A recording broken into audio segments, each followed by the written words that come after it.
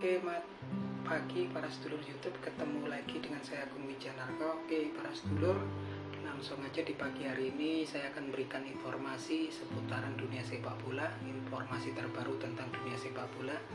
Jadi teman-teman, timnas kita, timnas Indonesia, timnas kesayangan kita ini yang sangat dibutuhkan, yang urgent betul-betul adalah pemain tengah dan winger ya, pemain tengah dan winger yang utamanya gelandang menyerang ataupun dan juga gelandang midfielder ya, pengatur serangan, dan juga winger kanan kiri yang memiliki dribble dan crossing yang bagus. Nah teman-teman, di pagi hari ini saya pengen kenalin ke teman-teman ada salah seorang pemain yang memiliki darah Indonesia, darah orang Jawa Indonesia. Namanya Neraisio Meritsito Kasanwirjo ya teman-teman, dari namanya aja udah ketara ya, Kasanwirjo. Nah, Neraisio Meritsito Kasanwirjo ini lahir di Amsterdam, Belanda. Kemudian dia ini lahir di tahun 2002, usianya sekitar 21 tahun ya, 2002. Jadi dia masih muda banget. Dia memiliki tinggi badan 185 cm, kemudian posisinya adalah sebagai wingback dan kadang-kadang sebagai right winger ya teman-teman. Neraisio Meritsito Kasanwirjo ini pertama kali tergabung ketika junior. Keren sekali ya, dia tergabung di klub Ajax Junior. Kemudian dari Ajax dia bergabung dengan Groningen. Setelah dari Groningen kemudian bergabung dengan tim senior Feyenoord. Untuk saat ini lagi dalam fase peminjaman karena masih muda ya, di salah satu klub Austria yaitu Rapid Wien ya. Rapid Wien. Nah ini kalau kita lihat karirnya juga moncer ya, karena memang di timnas Belanda ini si Kasanwirjo inilah, kita susah ngomongnya.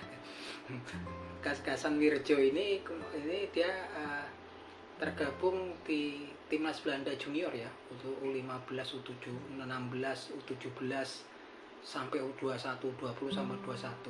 Bahkan ketika U17 dia pernah memperkuat timnas Belanda di kejuaraan U17 UEFA di Slovenia ya teman-teman. Jadi karir juniornya ini moncer ya, masuk ke kelompok umur timnas Belanda, dan memang memulainya juga di juniornya di Ajax Amsterdam. Ini keren karena memang dia selain memang ahlinya untuk dribble, untuk melewati lawan, kecepatannya luar biasa, kontrol bolanya bagus, crossingnya juga bagus.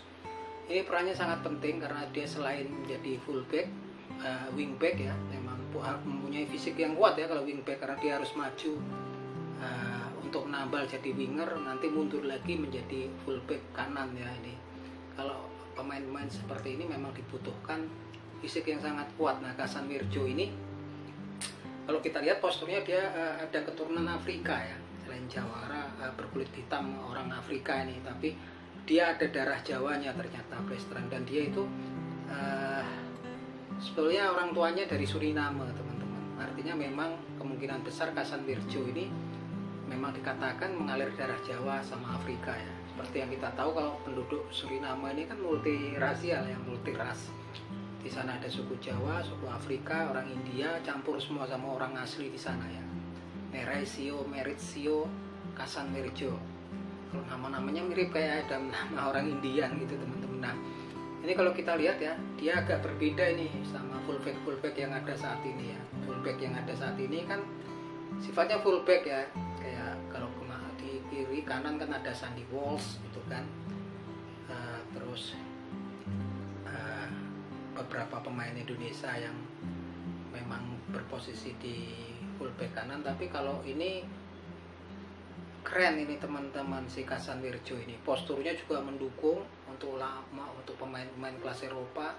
Dalam usia 21 tahun dia masih muda, tinggi badannya sudah 185 cm ya, dan dia posisinya ini fisiknya kuat. Kalau kita lihat nih dari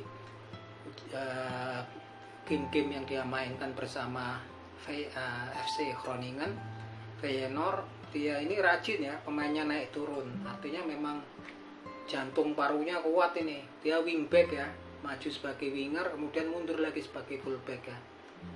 Dan kayaknya juga kalau dipasang sebagai midfielder, attacking midfielder, keren ini karena memang didukung kemampuan dribble, ketenangan ya, terus keberanian untuk lewati pemain-pemain lawan. Nah, Casemiro ini saya yakin sepertinya belum ada pendekatan ya untuk saat ini untuk dinaturalisasi, tapi kemungkinan itu ada karena dia mengalir darah Jawa, dikatakan dari namanya aja ketarik ya, Casemiro, walaupun posturnya postur orang mirip orang apa ya, dari Afrika ya, tinggi besar gitu kan. Nah ini dia kewarganegaraannya apa, Belanda tapi dia keturunan Suriname antara ada darah Jawanya. Nah, ini memang mungkin teman-teman kalau lihat nanti coba googling ataupun apa, siapa sih Casemiro kan, Maurizio Casemiro. Tapi kalau dari namanya kayaknya juga ada darah Indianya ya, seperti di Suriname ini kan sukunya campur-campur ya, antara Afrika, orang Jawa, orang Cina, orang India, dan juga suku aslinya di Suriname orang Indian sono kan. Tapi kalau kita lihat Maurizio Casemiro kayaknya ada darah Indianya, ini mixing ya.